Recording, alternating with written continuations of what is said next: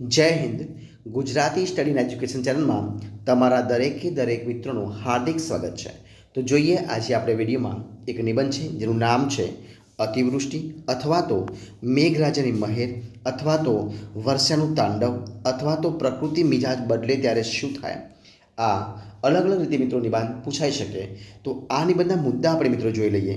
તો એના મુદ્દા જો શું છે? મુદ્દા છે પ્રસ્તાવના, વર્ષાનું સ્વાગત, પૂરની પ્રકૃતિ, વર્ષાનું રૌદ્ર સ્વરૂપ અને પરિણામ શું થાય, પૂર પીડિતોને સહાય અને એનો ઉપસહાર. તો જોઈએ મિત્રો આપણે આ નિબંધ વિશે હવે. તો તમારી સમક્ષ આપણે નિબંધ મૂકીએ છીએ.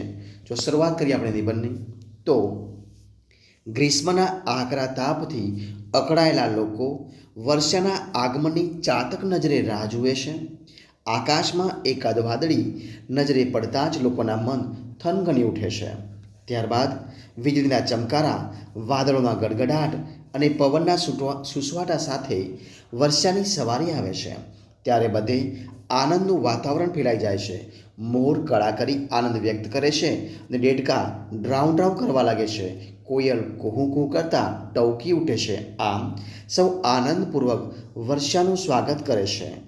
આ જ મીઠી લાગતી વર્ષા જ્યારે રૌદ્ર રૂપ ધારણ કરે છે ત્યારે ધરતી પર ભારે ઉથલપાથલ મચી જાય છે. વરસાદ જ્યારે શંકરના તાંડવ નૃત્યની જેમ માજા મૂકીને તૂટી પડે છે ત્યારે સર્જનના સ્થાને વિનાશ, આનંદના સ્થાને શોક અને ઉલ્લાસના સ્થાને નિરાશા ફરી વળે છે. વર્ષાનું ઉમંગભેર સ્વાગત કરનાર માનવી વર્ષાને ખમૈયા કરવા વિનવે છે. આમ અતિવૃષ્ટિથી લીલા દુષ્કાળનો ભય ઊભો થાય છે. જળ અને સ્થળમાં જે વર્ષા પ્રાણ સંચાર કરનાર છે તે જ્યારે પ્રાણ સંચાર જ્યારે પ્રાણ સંચાર કરનાર બની બેસે ત્યારે કલાપીની પંક્તિઓ આપણે સ્મરણે ચડે છે. ત્યાં પંક્તિઓ આપણે જોઈએ. જો શું છે પંક્તિઓ છે કે જે પોષતું તે મારતું એ ક્રમ દિશે કુદરતી. જોઈએ મિત્રો આપણે આગળ કે વર્ષા ઋતુમાં જ્યારે ગાજવીજ સાથે મુશળધાર વરસાદ વરસતો રહે ત્યારે બધે જળબંબાકાર થઈ જાય છે. ત્યારે પૂરને લીધે નીચાણવાળા સ્થળોમાં પાણી ભરાઈ જાય છે. કાચા મકાનો ધરાશાયી થઈ જાય છે. વહેતા પાણી સાથે લોકોની ઘરવખરી પણ તણાઈ જાય છે. કેટલાય તોતિંગ વૃક્ષો પણ જમીનદોષ થઈ જાય છે. અનેક મનુષ્યો અને પશુઓ વર્ષાના રૌદ્ર સ્વરૂપનો ભોગ બને છે. સરિતા લોકમાતાનું વાત્સલ્ય ત્યજીને પ્રલયકારી ચંડિકાનું રૂપ ધારણ કરે છે. ખેતરોનો પાક ધોવાઈ જાય છે. નદીઓના ધસમસતા પ્રવાહને લીધે કેટલાક પુલો તૂટી પડે છે. રેલવે પાટા ધોવાઈ જાય છે. પાકા રસ્તાઓ પર ઠેર ઠેર મોટા ગામડા પડે છે અને આથી જ વાહન વ્યવહાર તથા રેલવે વ્યવહાર ખોરવાઈ જાય છે. ટેલિફોનના થોભલા ઉખડી જતા સંદેશા વ્યવહાર પણ ખોરવાઈ જાય છે. વીજળીના થોભલા તૂટી પડતા બધે જ અંધકાર પર છવાઈ જાય છે.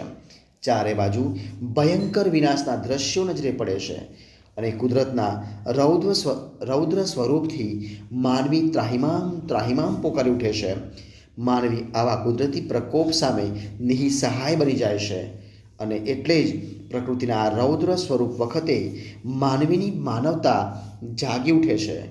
પૂર પીડિતોને બચાવવા સહાયભૂત થવા માટે લોકોમાં રાહત કાર્યમાં જોડાઈ જાય છે. સામાજિક સંસ્થાઓ અને સરકાર પાણીમાં સપડાયેલા લોકોને ફૂડ પેકેટ્સ પહોંચાડે છે. પૂરમાં ફસાયેલા લોકોને હોડીઓ દ્વારા સલામત સ્થળે ખસેડવામાં આવે છે. નિસહાય લોકોને સરકારી મકાનો કે શાળાઓમાં આશ્રય આપવામાં આવે છે. તેમજ અનાજ, કપડાં અને દવા પહોંચાડવામાં આવે છે. તેમને મકાન બનાવવા માટે અને ઘરવખરી ખરીદવા માટે આર્થિક સહાય પણ આપવામાં આવે છે.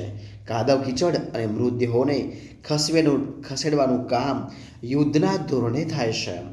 રોગચાળો ફેલાય નહીં તે માટે ઠેર ઠેર દવાનો છંટકાવ કરવામાં આવે છે. અતિવૃષ્ટિથી નદીઓમાં પૂર આવે છે અને વિનાશ વહેતું વહી જાય છે. એના કરતાં નદીઓ પર બંધ બાંધવામાં આવે તો નકામું વહી જતું પાણી રોકી શકાય અને દુષ્કાળને હંમેશ માટે વિદાય આપી શકાય. આપણે મેઘરાજાને પ્રાર્થના કરીએ કે તે પ્રમાણસર વરસે અને સૌને સદા હેમખેમ રાખે. તો મિત્રો અહીંયા આપણે નિબંધ અહીંયા આપણે પૂરો કરીએ છીએ.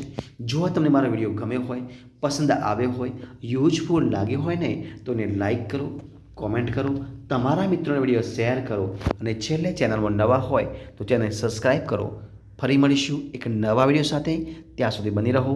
જય હિન્દ, જય ભારત.